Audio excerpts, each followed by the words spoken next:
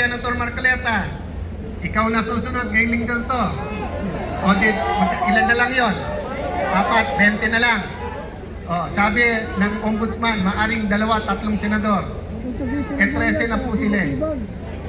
So yun yung hangarin, nasa 13, pwede na nila convict ang isang impeachable na officer. Kaya yung iba nating kasama sa EDSA noong 1986, yung pong nagsasabing laban, ay ngayon po hindi lumalaban. Bakit po? Bakit sila hindi lumalaban? Bakit sila hindi sumisigaw na we are one? Dahil gusto nila pag na-impeach ang Vice President, sila ma-appoint at sila naman ang maging presidente. Dahil, bakit naman papayag ang Pangulo na ganun magiging presidente? Kasi ang sabi naman ng Malacanang, sige, mag-agawan na kayo. Wala namang eleksyon eh. Magsa-tsa naman tayo. So, lahat po to ay sa pangalan lamang ng simpleng gawain. Ang gawain ng flood control. Kung wala naman pong flood control, normal po ang ating politika. Normal po, pwede natin sabihin we are one, pero ikaw dilaw, eto puti, eto itim, eto rainbow. Pwede naman po natin sabihin magkakasama tayo eh. Pero bakit po madugo ang labanan ngayon? Dahil iniisip po nung iba, lamunin na natin yung pagnanakaw. Pag tayo naman naging presidente, palitan natin lahat yan. Hindi po mangyayari, kapatid. Kasi pag nadungisan ka na at kasama ka na sa cover up, wala ka ng choice, itutuloy-tuloy mo na ang pananakit. Itutuloy-tuloy mo na yung selective justice. Baon ka na, hawak ka na nila. Yun po ang problema natin kay Kadante. Hindi natin po problema na makukulong siya. Ang problema natin, hindi siya mahawakan. Yes. Ang problema natin, hindi siya madidiktahan. Kaya mga kapatid, sana hindi rin kayo madiktahan. At sana po, yung mga nakikinig sa kanilang mga bahay, yung mga nanonood, pagdasal nyo po yung nangyayari ngayon. Kung may konti kayong oras o pamasahe, pumunta na rin po kayo dito dahil welcome po kayo. Welcome po kayo lahat.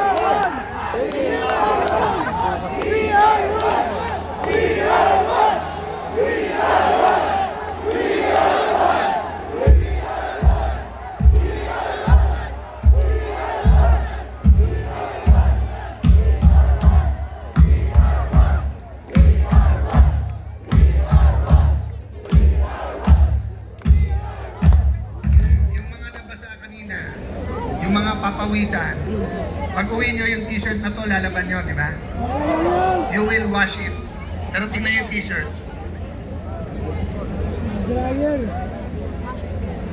They want it washed away. Siguro last na po to. Yung mga kasing edad ko at mas matanda, hindi ko alam kung naalala nyo pa yung commercial ng 1980s. Meron pong commercial sa TV kasi nga ang mga tao dumadami na noon sa Metro Manila. Marami po nagtatapon ng basura. Naglabas po ng gobyerno ng commercial. Ang basurang tinapon nyo, babalik din sa inyo.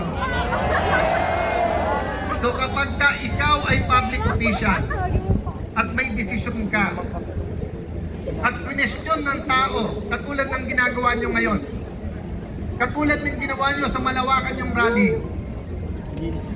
Nung nanawagan kayo ng pagkakaisa, nanawagan kayong pakinggan kayo, dalawa lang po ang pwedeng gawin ng public official. Una, mag-reflect, makinig. O nga naman, baka tama sila. Baka nga selective justice, ayusin natin to. Pero pangalawa, double down. Double down, ibig sabihin, yung mali, lalo nilang pagpipilitan na tama. So nakita na ni Senator Lacson na nagkaloko-loko na yung Blue Ribbon Committee, inilagay pa si Erwin Tulfo.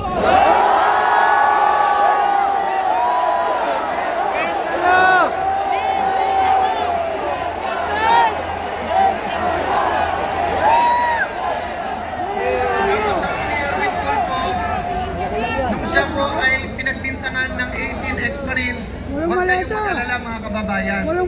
Hindi po ako, si Senator Pangilinan ang maghihiring. Pagkatapos, naging 13 na sila. Joel. Ano po ang sabi ni Senator Erwin? Ang buhay ba natin ay iikot na lang sa flood control?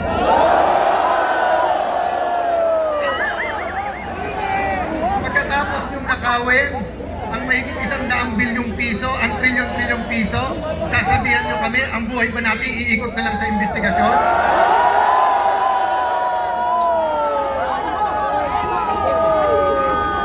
Pero hindi pa ako natuwa dun eh. Huwag na tayo mag-imbestiga. Pero lahat ng manggugulo, ikulong natin yan. Si Marcoleta ang kulit, ikulong natin yan. Kaya po tayo nandito, wala pong pupuntahan itong ginagawa natin. Mga kapatid, tingin niyo po ba nagbago na? Okay lang kung pagkatapos ng 1 year at sinabi, mahiya naman kayo, kung nahihiya na lahat, di dapat nagrarally tayo dito para magpasalamat. Pero ang katotohanan po, tuloy pa rin naman ang korupsyon. Ang katotohanan naman namimili. Ikaw, very good ka. Ikaw, umamin ka. Ikaw, magsoli ka. Sila na lang nagtuturo. Wala na pong daan para sa katotohanan. Sabi nila, hinaharang natin ang daan. Oo. Bakit? Hinarang nyo na yung daan ng hustisya. Di harangin naman namin ang EDSA.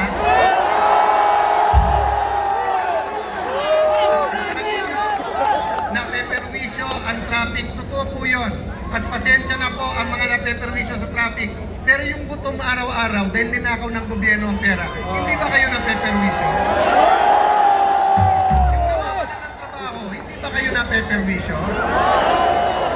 Huwag niyo po kaming, iwanan ko po sa inyo mga kapatid, huwag niyo po kaming alalahanin. Si Jinggoy Estrada, si Senator Bato, si Senator Legarda na hindi nakaupong unang Senate President na babae, si Senator Amy Marcos na kung saan dapat na-e-enjoy niya ang pagbabalik ng Marcos sa Malacanang pero pinili ni Amy lumaban kasama natin. Si Senator Pia na ang kanyang pinaglalaban, pamilya, anak, kababaihan. Pero isipin niyo po, kung hindi pa niya sinundo yung 18 Marines, hindi papapasukin sa Senado. Si Senator Padilla, na nilalait nila, kulang daw sa kalaman. Pero siya po, malinis ang puso at kung sinabi nandyan ng Marines, kahit po sino humarang, hindi pwede papapasukin namin. So wag niyo po kaming alalahanin, desidido po kami lumaban. Alalahanin niyo po inyong mga anak. Kasi kung ano tinanim natin ng 1986, kung ano tinanim natin ng 1992, kung ano tinanim natin ng 1998, EDSA 1, EDSA 2, EDSA 3 ba, naalala niyo pa?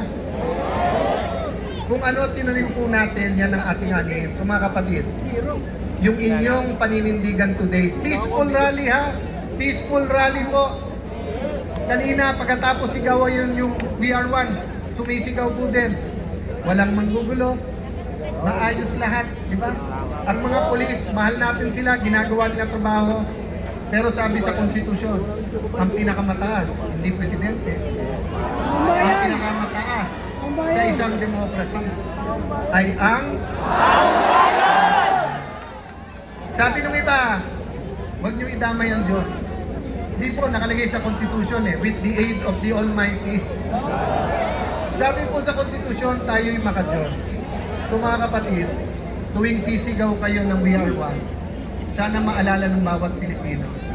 Ano man ang ating edad, ano man ang ating kakayanan, ano man ating trabaho, ano man ating sport, ano man ating kapansanan, ano man ang ating religion, sana dumating ang araw na lahat ng Pilipino ay pwedeng sumigaw ng